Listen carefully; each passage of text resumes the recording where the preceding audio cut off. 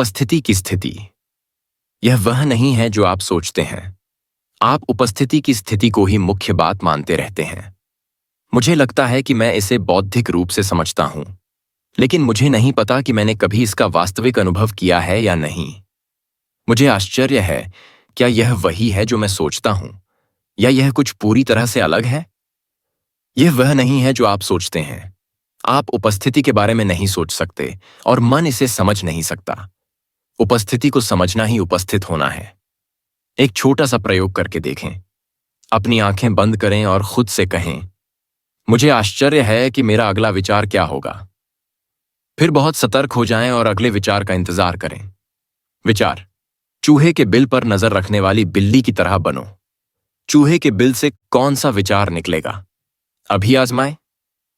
कुआं? मुझे एक विचार आने से पहले काफी देर तक इंतजार करना पड़ा। बिल्कुल सही। जब तक आप गहन उपस्थिति की स्थिति में हैं, तब तक आप विचारों से मुक्त हैं। आप स्थिर हैं, फिर भी अत्यधिक सतर्क हैं। जैसे ही आपका सचेत ध्यान एक निश्चित स्तर से नीचे चला जाता है, विचार तेजी से अंदर आते हैं। मानसिक शोर वापस आ जाता है, शांति खो जाती है, आप समय में वापस आ जाते हैं। अपनी उपस्थिति की डिग्री का परीक्षण करने के लिए कुछ जैन गुरु अपने छात्रों के पीछे से चुपके से आते हैं और अचानक उन्हें छड़ी से मारते हैं। यह बहुत बड़ा झटका है। यदि छात्र पूरी तरह से उपस्थित और सतर्क अवस्था में होता, यदि उसने मक्की सीट अपनी कमर बांधी हुई होती और अपना दीपक जलाए रखा होता, जो कि यीशु द्वारा उपस्थिति के लिए इस्तेमाल किए जाने वाले उपमाओं में से एक है, तो वह गुरु को पीछे से आते हुए देख लेता और उसे रोक लेता या एक तरफ हट जाता। लेकिन यदि उसे मारा जाता, तो इसका मतलब होता कि वह विचारों में डूबा हुआ था, यानी अनुपस्थित, बेहोश। रोजमर्रा की जिंदगी में वर्तमान में बने रहने के लिए अपने भीतर गहराई से जमे रहना सहायक होता है। अन्यथा मन, जिसमें अविश्वसनीय गति होती है, आपको एक जंगली नदी की तरह अपने साथ घसीटता रहेगा। अपने भीतर निहित से आपका क्या अभिप्राय है? इसका मतलब है अपने शरीर में पूरी तरह से वास करना। हमेशा अपना कुछ ध्यान अपने शरीर पर रखना। आपके शरीर का आंतरिक ऊर्जा क्षेत्र, शरीर को अंदर से महसूस करना।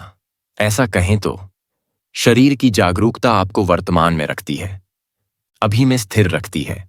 अध्याय 6 देखें। प्रतीक्षा का गूढ़ अर्थ। एक अर्थ में उपस्थिति की स्थिति की तुलना प्रतीक्षा से की जा सकती है। यीशु ने अपने कुछ दृष्टांतों में प्रतीक्षा की उपमा का उपयोग किया है। यह सामान्य ऊब या बेचैनी वाली प्रतीक्षा नहीं है जो वर्तमान को नकारती है और जिसके बारे में मैंने पहले ही बात की है। यह ऐसी प्रतीक्षा नहीं है जिसमें आपका ध्यान भविष्य के किसी बिंदु पर केंद्रित होता है और वर्तमान को एक अवांछनीय बाधा के रूप में माना जाता है जो आपको वह पाने से रोकता है जो आप चाहते हैं। गुणात्मक रूप से एक अलग तरह की प्रतीक्षा होती है जिसके लिए आपकी पूरी सतर्कता की आवश्यकता होती है। किसी भी क्षण कुछ हो सकता है और यदि आप पूरी तरह से जागे हुए नहीं हैं, बिल्कुल शांत नहीं हैं, तो आप उसे चूक जाएंगे। इस तरह की प्रतीक्षा के बारे में यीशु बात करते हैं। उस स्थिति में आपका पूरा ध्यान अभी पर होता है। दिवास्वप्न, विचार, याद, प्रत्याशा के लिए कुछ भी नहीं बचा है। इसमें कोई तनाव नहीं है, कोई डर नहीं है, बस सतर्क उपस्थिति है। आप अपने पूरे अस्तित्व के साथ, अपने शरीर की हर कोशिका के साथ मौजूद हैं। उस स्थिति में आप, जिसका एक अतीत और एक भविष्य है, यदि आप चाहें तो व्यक्तित्व शायद ही अब मौजूद हो, और फिर भी मूल्यवान कुछ भी नहीं खोया है। आप अभी भी मूलतः आप ही हैं। वास्तव में आप पहले से कहीं अधिक पूर्ण रूप से आप ही हैं, या यूं कहें कि अब आप वास्तव में आप ही हैं। यीशु कहते हैं, स्वामी के लौटने का इंतजार कर रहे नौकर की तरह बनो। नौकर को नहीं पता कि स्वामी किस समय आने वाला है, इसलिए वह जागता रहता है, सतर्क रहता है, संतुलित रहता है, स्थिर रहता है, ताकि वह स्वामी के आने से चूक न जाए। एक अन्य दृष्टांत में यीशु 5 लापरवाह बेहोश महिलाओं के बारे में बात करते हैं जिनके पास अपने दिए जलाने मौजूद रहने के लिए पर्याप्त तेल, चेतना का नहीं है और इसलिए वे अपने दिए को जलने से चूक जाती हैं। दूल्हे अभी और शादी की दावत ज्ञान में नहीं पहुंचते। ये पांच पांच बुद्धिमान महिलाओं के विपरीत हैं जिनके पास पर्याप्त तेल है। सचेत रहें। यहां तक कि सुसमाचार लिखने वाले लोग भी इन दृष्टांतों का अर्थ नहीं समझ पाए। इसलिए जब इन्हें लिखा गया तो पहले गलत व्याख्याएं और विकृतियां आ गईं। बाद की गलत व्याख्याओं के कारण वास्तविक अर्थ पूरी तरह से खो गया। ये दृष्टांत दुनिया के अंत के बारे में नहीं, बल्कि मनोवैज्ञानिक समय के अंत के बारे में है। वे अहंकारी मन के उत्थान और चेतना की एक पूरी तरह से नई अवस्था में रहने की संभावना की ओर इशारा करते हैं। सुंदरता आपकी उपस्थिति की शांति में उभरती है। आपने अभी जो वर्णन किया है वह कुछ ऐसा है जिसे मैं कभी कभी कुछ क्षणों के लिए अनुभव करता हूं, जब मैं अकेला होता हूं और प्रकृति से घिरा होता हूं। हाँ, जैन गुरु सतोरी शब्द का उपयोग अंतर्दृष्टि की चमक, मन की शून्यता और पूर्ण उपस्थिति के क्षण का वर्णन करने के लिए करते हैं। हालांकि सतोरी एक स्थायी परिवर्तन नहीं है, लेकिन जब यह आए तो आभारी रहें, क्योंकि यह आपको आत्मज्ञान का स्वाद देता है। हो सकता है कि आपने इसे कई बार अनुभव किया हो, बिना यह जाने कि यह क्या है और इसका महत्व क्या है। प्रकृति की सुंदरता, महिमा, पवित्रता के बारे में जागरूक होने के लिए उपस्थिति की आवश्यकता होती है। क्या आपने कभी एक साफ रात में अंतरिक्ष की अनंतता को देखा है, इसकी पूर्ण शांति और अकल्पनीय विशालता से विस्मित होकर? क्या आपने जंगल में पहाड़ी झरने की आवाज सुनी है, सच में सुनी है, या फिर शांत गर्मी की शाम को शाम के समय ब्लैकबर्ड के गाने को? ऐसी चीजों के बारे में जागरूक होने के लिए मन को शांत होना चाहिए। आपको एक पल के लिए अपनी समस्याओं, अतीत और भविष्य के साथ साथ अपने निजी बोझ को भी नीचे रखना होगा। अपना पूरा ज्ञान लगाओ, अन्यथा तुम देखोगे पर नहीं देखोगे, सुनोगे पर नहीं सुनोगे। तुम्हारी पूरी उपस्थिति की आवश्यकता है। बाहरी रूपों की सुंदरता से परे यहां और भी बहुत कुछ है। कुछ ऐसा जिसका नाम नहीं लिया जा सकता, कुछ ऐसा जो वर्णनातीत हो, कुछ गहरा, आंतरिक, पवित्र सार। जब भी और जहां भी सुंदरता होती है, यह आंतरिक सार किसी न किसी तरह से चमकता है। यह केवल तभी आपके सामने प्रकट होता है जब आप मौजूद होते हैं। क्या यह हो सकता है कि यह नामहीन सार और आपकी उपस्थिति एक ही है? क्या यह आपकी उपस्थिति के बिना भी हो सकता है? इसकी गहराई में जाए मैं घाटाएं। यह खुद ही पता लगाएं। जब आपने उपस्थिति के उन क्षणों का अनुभव किया तो संभवतः आपको एहसास नहीं हुआ कि आप कुछ समय के लिए बिना मन की अवस्था में थे। ऐसा इसलिए है क्योंकि उस अवस्था और विचार के प्रवाह के बीच का अंतर बहुत कम था। मन के आने से पहले आपकी सतोरी शायद कुछ सेकंड तक ही चली होगी, लेकिन यह वहां था। अन्यथा आपने सुंदरता का अनुभव नहीं किया होता।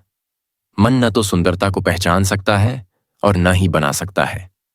केवल कुछ सेकंड के लिए जब आप पूरी तरह से मौजूद थे, तब वह सुंदरता या वह पवित्रता थी। उस अंतराल की संकीर्णता और आपकी ओर से सतर्कता और सजगता की कमी के कारण आप शायद धारणा, सुंदरता के विचारहीन जागरूकता और विचार के रूप में इसका नामकरण और व्याख्या के बीच मूलभूत अंतर को देखने में असमर्थ थे। समय का अंतर इतना छोटा था कि यह एक ही प्रक्रिया लग रही थी। हालांकि सच्चाई यह है कि जिस क्षण विचार आया, आपके पास केवल इसकी एक स्मृति थी। धारणा और विचार के बीच जितना अधिक समय का अंतराल होगा, एक मानव के रूप में आप उतने ही अधिक गहरे होंगे, अर्थात आप उतने ही अधिक सचेत होंगे। कई लोग अपने मन में इतने कैद हो जाते हैं कि प्रकृति की सुंदरता उन्हें समझ ही नहीं पाती।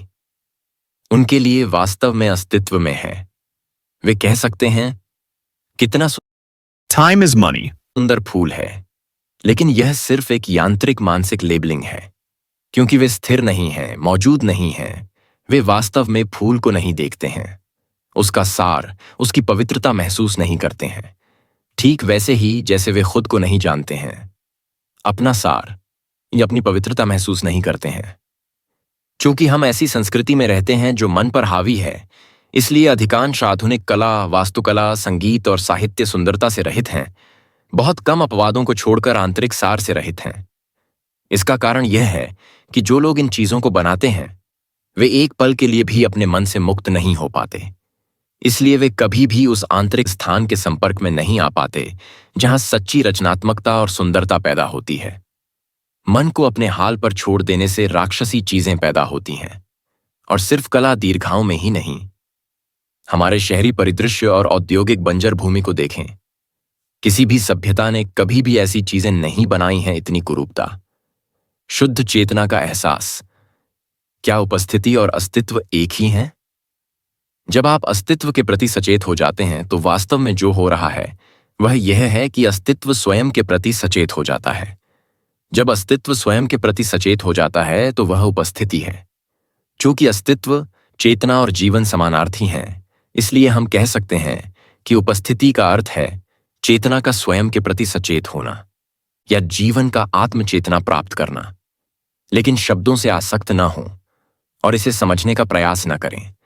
ऐसा कुछ भी नहीं है जिसे आपको वर्तमान में आने से पहले समझने की आवश्यकता हो। मैं समझता हूं कि आपने अभी क्या कहा, लेकिन ऐसा लगता है कि इसका तात्पर्य यह है कि सत्ता, परम, पारलौकिक वास्तविकता अभी पूरी नहीं हुई है। यह विकास की प्रक्रिया से गुजर रही है। क्या ईश्वर को व्यक्तिगत विकास के लिए समय की आवश्यकता है? हाँ, लेकिन केवल प्रकट ब्रह्मांड के सीमित परिप्रेक्ष्य से देखा जाए तो बाइबल में भगवान घोषणा करते हैं, मैं अल्फा और ओमेगा हूं और मैं जीवित हूं। कालातीत क्षेत्र में जहां भगवान निवास करते हैं, जो आपका घर भी है, शुरुआत और अंत, अल्फा और ओमेगा। और जो कुछ भी कभी हुआ है और कभी होगा, उसका सार अनंत काल तक एकता और पूर्णता की अव्यक्त स्थिति में मौजूद है, जो मानव मन की कल्पना या समझ से परे है।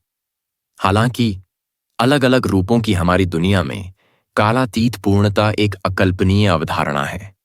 यहां चेतना भी, जो शाश्वत स्रोत से निकलने वाला प्रकाश है, विकास की प्रक्रिया के अधीन प्रतीत होती है। लेकिन यह हमारी सीमित धारणा के कारण है। यह पूर्ण रूप से ऐसा नहीं है। फिर भी मुझे इस दुनिया में चेतना के विकास के बारे में एक पल के लिए बोलना जारी रखना चाहिए। हर चीज जो अस्तित्व में है, उसमें ईश्वर तत्व है। उसमें कुछ हद तक चेतना है, यहां तक कि एक पत्थर में भी अल्प विकसित चेतना होती है। अन्यथा वह नहीं होता और उसके परमाणु और अणु बिखर जाते। सब कुछ जीवित है। सूर्य, पृथ्वी, पौधे, जानवर, मनुष्य, सभी अलग अलग डिग्री में चेतना की अभिव्यक्तियां हैं।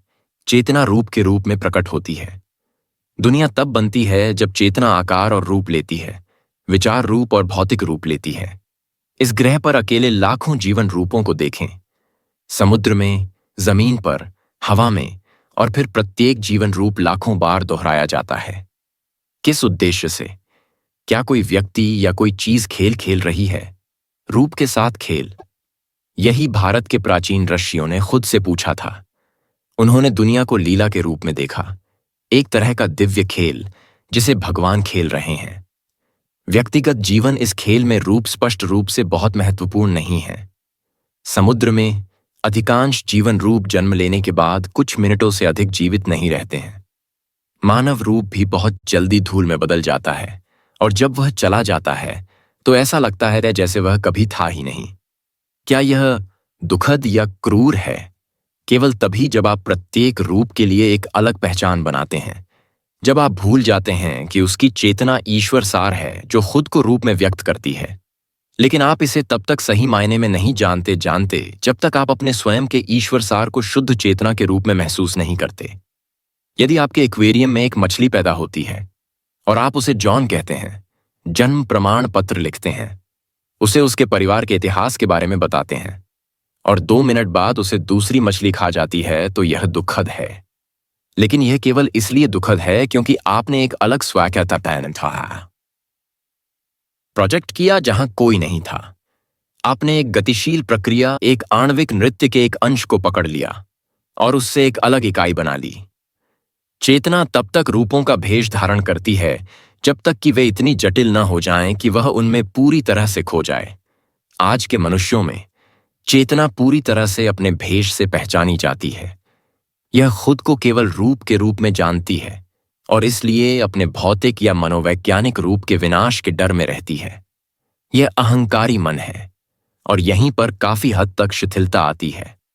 अब ऐसा लगता है कि विकास की रेखा पर कहीं कुछ बहुत गलत हो गया है, लेकिन यह भी लीला, दिव्य खेल का हिस्सा है। अंत में इस स्पष्ट शिथिलता से उत्पन्न पीड़ा का दबाव चेतना को रूप से अलग होने के लिए मजबूर करता है और इसे रूप के अपने सपने से जगाता है। यह आत्म चेतना को पुनः प्राप्त करता है, लेकिन यह उस समय की तुलना में कहीं अधिक गहरे स्तर पर है जब इसने इसे खो दिया था।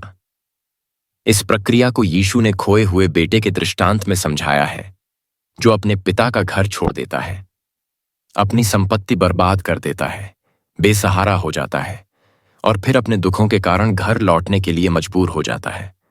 जब वह लौटता है तो उसका पिता उसे पहले से ज्यादा प्यार करता है। बेटे की स्थिति पहले जैसी ही है, फिर भी पहले जैसी नहीं है। इसमें गहराई का एक अतिरिक्त आयाम है। दृष्टांत अचेतन से यात्रा का वर्णन करता है, पूर्णता, प्रत्यक्ष अपूर्णता और बुराई से होते हुए चेतन पूर्णता तक। क्या अब आप अपने मन के दृष्टा के रूप में उपस्थित होने के गहरे और व्यापक महत्व को देख सकते हैं? जब भी आप मन को देखते हैं तो आप मन के रूपों से चेतना को वापस ले लेते हैं, जो तब वह बन जाता है जिसे हम दृष्टा या साक्षी कहते हैं। परिणाम स्वरूप रूप से परे दृष्टा, शुद्ध चेतना मजबूत हो जाती है और मानसिक संरचनाएं कमजोर हो जाती हैं। जब हम मन को देखने की बात करते हैं तो हम एक ऐसी घटना को व्यक्तिगत बना रहे होते हैं जो वास्तव में ब्रह्मांडीय महत्व की है। आपके माध्यम से चेतना रूप के साथ पहचान के अपने सपने से बाहर निकल रही है और रूप से वापस आ रही है। यह एक ऐसी घटना का पूर्वाभास देता है, लेकिन पहले से ही इसका हिस्सा है, जो शायद अभी भी दूर के भविष्य में है, जहां तक कालानुक्रमिक समय का संबंध है। इस घटना को कहा जाता है दुनिया का अंत। जब चेतना खुद को भौतिक और मानसिक रूपों से अपनी पहचान से मुक्त कर लेती है तो वह बन जाती है जिसे हम शुद्ध या प्रबुद्ध चेतना या उपस्थिति कह सकते हैं। यह पहले से ही कुछ व्यक्तियों में हो चुका है और ऐसा लगता है कि यह बहुत बड़े पैमाने पर जल्द ही होने वाला है।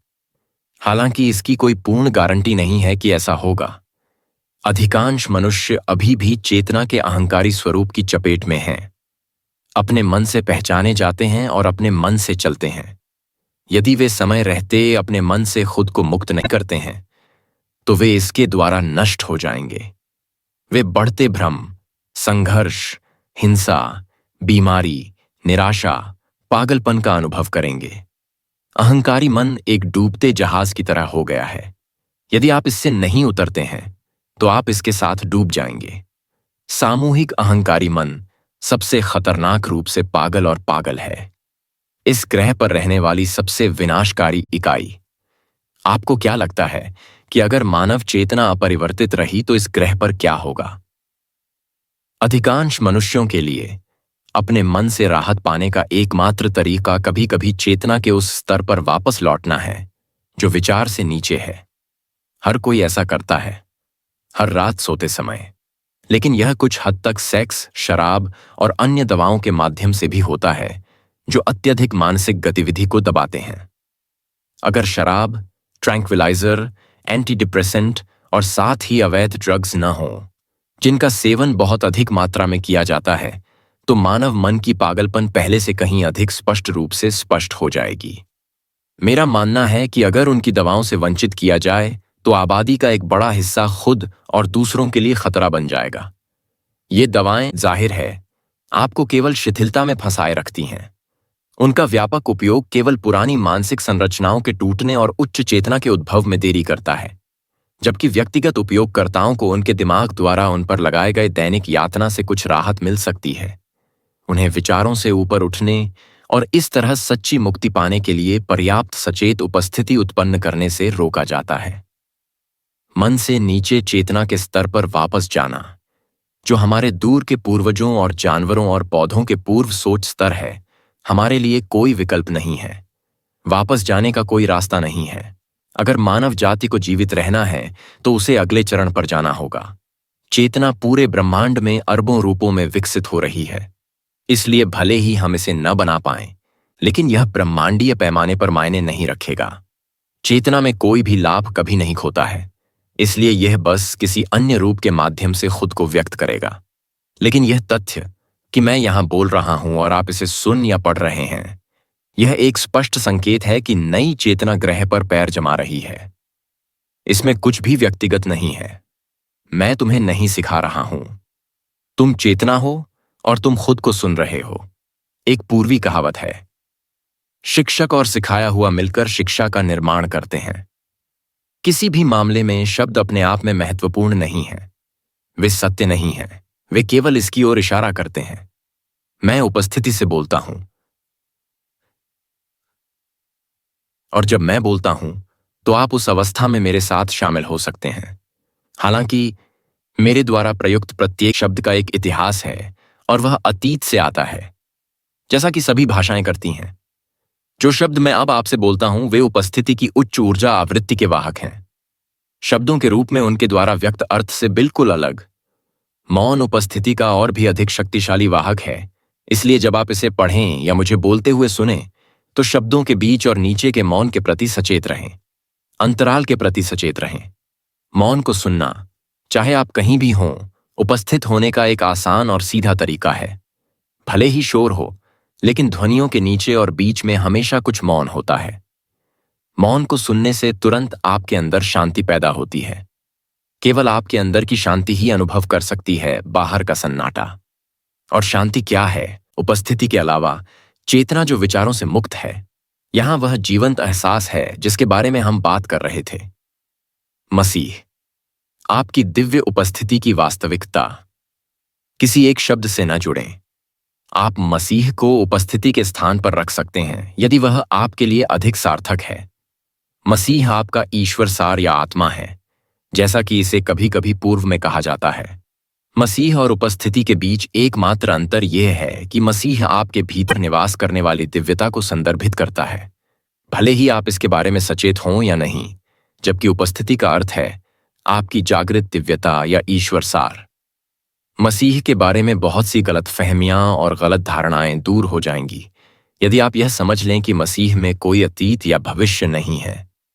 यह कहना कि मसीह था या होगा शब्दों में विरोधाभास Time is money. है। यीशु थे। वह एक ऐसे व्यक्ति थे जो 2000 साल पहले रहते थे और उन्होंने ईश्वरीय उपस्थिति, अपने सच्चे स्वभाव को महसूस किया, और इसलिए उन्होंने कहा, पहले अब्राहम था, मैं हूं। उसने यह नहीं कहा, मैं अब्राहम के जन्म से पहले ही अस्तित्व में था। इसका मतलब यह होता कि वह अभी भी समय और रूप पहचान के आयाम में था। भूतकाल में शुरू होने वाले वाक्य में इस्तेमाल किए गए शब्द मैं हूं लौकिक आयाम में एक क्रांतिकारी बदलाव, एक असंततता को इंगित करते हैं। यह बहुत गहराई का एक जैन जैसा कथन है। यीशु ने सीधे, विवादास्पद विचार के माध्यम से नहीं, उपस्थिति, आत्म साक्षात्कार का अर्थ व्यक्त करने का प्रयास किया। वह समय द्वारा शासित चेतना आयाम से परे, कालातीत के दायरे में चला गया था। अनंत काल का आयाम इस दुनिया में आ गया था। अनंत काल निश्चित रूप से अंतहीन समय नहीं है, लेकिन कोई समय नहीं है। इस प्रकार मनुष्य यीशु मसीह बन गया, शुद्ध चेतना का एक वाहन। और बाइबल में भगवान की आत्म परिभाषा क्या है? क्या भगवान ने कहा, मैं हमेशा से रहा हूं और मैं हमेशा रहूंगा? बेशक नहीं। इससे अतीत और भविष्य को वास्तविकता मिल जाती। भगवान ने कहा, मैं वह 1 बजे रात हूं। यहां कोई समय नहीं, केवल उपस्थिति है। मसीह का दूसरा आगमन मानवीय चेतना का परिवर्तन है। समय से उपस्थिति की ओर, सोच से शुद्ध चेतना की ओर बदलाव, किसी पुरुष या महिला का आगमन नहीं। अगर मसीह कल किसी बाहरी रूप में वापस आएं, तो वह आपसे इसके अलावा और क्या कह सकते हैं? मैं सत्य हूं, मैं दिव्य उपस्थिति हूं, मैं शाश्वत जीवन हूं, मैं तुम्हारे भीतर हूं, मैं यहां हूं, मैं अभी हूं। मसीह को कभी भी व्यक्तिगत न बनाएं। मसीह को किसी रूप में पहचान न बनाएं। अवतार, दिव्य माताएं, प्रबुद्ध गुरु, बहुत कम लोग जो वास्तविक हैं, वे व्यक्ति के रूप में विशेष नहीं हैं। बिना किसी झूठे आत्म के, जिसे बनाए रखना, बचाव करना और पोषण करना हो, वे साधारण पुरुष या महिला की तुलना में अधिक सरल, अधिक साधारण होते हैं। कोई भी व्यक्ति जिसके पास मजबूत अहंकार है, उन्हें महत्वहीन समझेगा या अधिक संभावना है, उन्हें बिल्कुल भी नहीं देखेगा। यदि आप किसी प्रबुद्ध शिक्षक की ओर आकर्षित होते हैं तो इसका कारण यह है कि वहां पहले से ही पर्याप्त ज्ञान मौजूद है। दूसरे में उपस्थिति को पहचानने के लिए आप में उपस्थिति। ऐसे बहुत से लोग थे जो यीशु या बुद्ध को नहीं पहचानते थे, क्योंकि ऐसे बहुत से लोग हैं और हमेशा से रहे हैं जो झूठे शिक्षकों की ओर आकर्षित होते हैं। अहंकार बड़े अहंकार की ओर आकर्षित होते हैं। अंधकार प्रकाश को नहीं पहचान सकता, केवल प्रकाश ही प्रकाश को पहचान सकता है। इसलिए यह मत मानिए कि प्रकाश आपके बाहर है या यह केवल एक विशेष रूप से ही आ सकता है। यदि केवल आपका गुरु ईश्वर का अवतार है तो आप कौन हैं? किसी भी प्रकार की विशिष्टता रूप के साथ पहचान है, और रूप के साथ पहचान का अर्थ है अहंकार, चाहे वह कितना भी भेष में क्यों ना हो। गुरु की उपस्थिति का उपयोग नाम और रूप से परे अपनी पहचान को वापस अपने पास लाने के लिए करें और खुद को और अधिक तीव्रता से उपस्थित होने के लिए प्रेरित करें। आप जल्द ही महसूस करेंगे कि उपस्थिति में कोई मेरा या तेरा नहीं होता। उपस्थिति एक है। समूह कार्य आपकी उपस्थिति के प्रकाश को तीव्र करने में भी सहायक हो सकता है। उपस्थिति की स्थिति में एक साथ आने वाले लोगों का समूह बहुत तीव्रता का सामूहिक ऊर्जा क्षेत्र उत्पन्न करता है। यह न केवल समूह के प्रत्येक सदस्य की उपस्थिति की डिग्री को बढ़ाता है, बल्कि सामूहिक मानव चेतना को उसके वर्तमान मन की स्थिति के प्रभुत्व से मुक्त करने में भी मदद करता है। यह उपस्थिति की स्थिति को व्यक्तियों के लिए अधिक से अधिक सुलभ बना देगा। हालांकि जब तक समूह का कम से कम एक सदस्य पहले से ही इसमें दृढ़ता से स्थापित नहीं हो जाता है और इस प्रकार उस स्थिति की ऊर्जा आवृत्ति को पकड़ सकता है, अहंकारी मन आसानी से खुद को फिर से स्थापित कर सकता है और समूह के प्रयासों को नुकसान पहुंचा सकता है। हालांकि समूह कार्य अमूल्य है, लेकिन यह पर्याप्त नहीं है और आपको इस पर निर्भर नहीं होना चाहिए। न ही आपको किसी शिक्षक या गुरु पर निर्भर होना चाहिए, सिवाय संक्रमण काल के, जब आप उपस्थिति का अर्थ और अभ्यास सीख रहे हों।